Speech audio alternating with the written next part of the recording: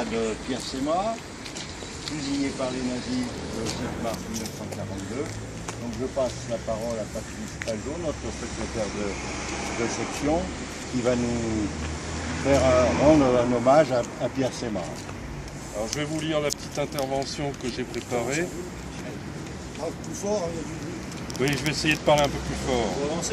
Alors Pierre Semard, c'est le fils d'un cantonnier des chemins de fer et d'une garde barrière du réseau PLM. Pierre Semard passe son enfance dans la campagne bourguignonne et commence à travailler en 1898.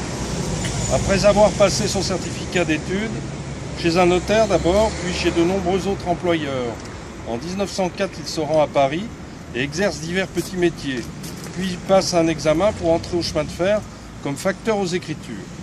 En 1912, il entre au secrétariat du chef de gare de Valence. C'est là qu'il devient militant syndical. En 1917, il représente la section de Valence au premier congrès de l'Union des syndicats du PLM, Paris-Lyon-Méditerranée, qui se tient à Avignon.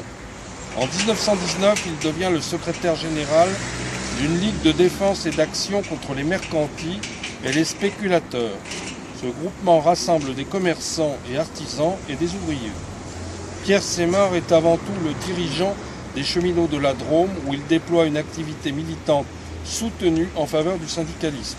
Il joue un rôle plus étendu à partir de 1920 à l'échelon national. Il est révoqué des PLM pour fait de grève et se remarie avec une ancienne employée des PLM, également révoquée. Pierre Semard devient gérant de la coopérative des cheminots pour subvenir aux besoins de sa famille.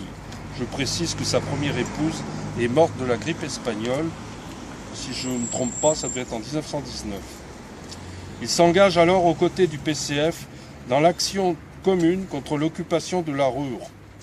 Par ces motifs, il est arrêté et emprisonné quelques mois en 1923 et met à profit son incarcération pour écrire quelques articles pour la vie ouvrière. Il entre au comité central, puis en juin 1924, il devient secrétaire général du Parti communiste français.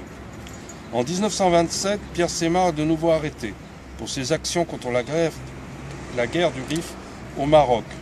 Comme bon nombre de dirigeants communistes, il reste à la prison de la Santé jusqu'en janvier 1928. Il reprend alors ses fonctions de secrétaire général, poste qui sera supprimé en septembre 1928.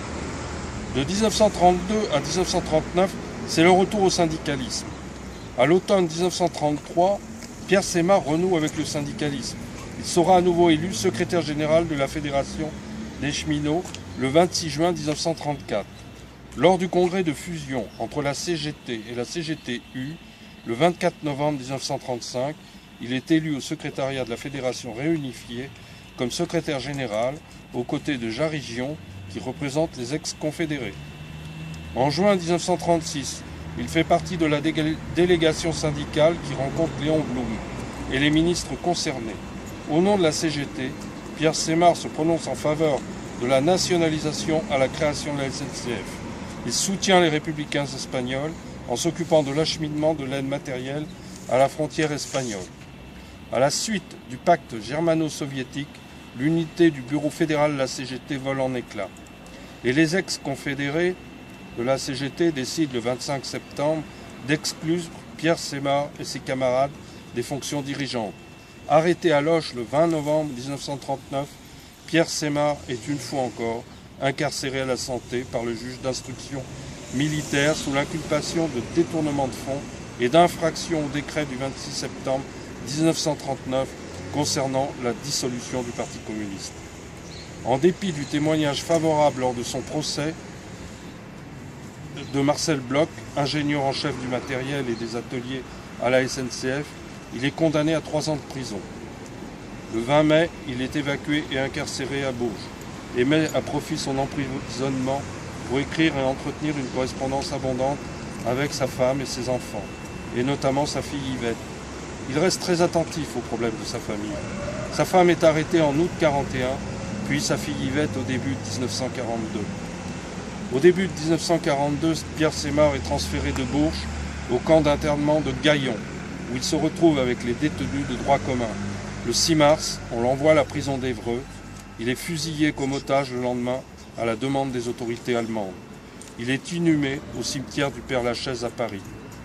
Je vous citerai les derniers mots de Pierre Semard prononcés le 7 mars 1942. « Je meurs avec la certitude de la libération de la France. Dites à mes amis cheminots qu'ils ne fassent rien qui puisse aider les nazis. Les cheminots me comprendront, ils m'entendront, ils agiront. J'en suis convaincu. Adieu, chers amis, l'heure de mourir est proche. Mais je sais que les nazis qui vont me fusiller sont déjà vaincus et que la France saura poursuivre le bon combat. » Voilà. Je vous invite à déposer la gerbe en mémoire de Pierre Semard.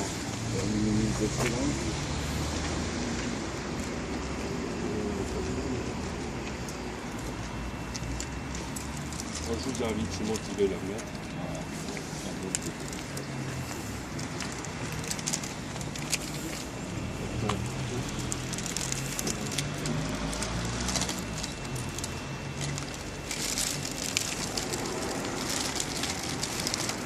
Petit biais vers la droite.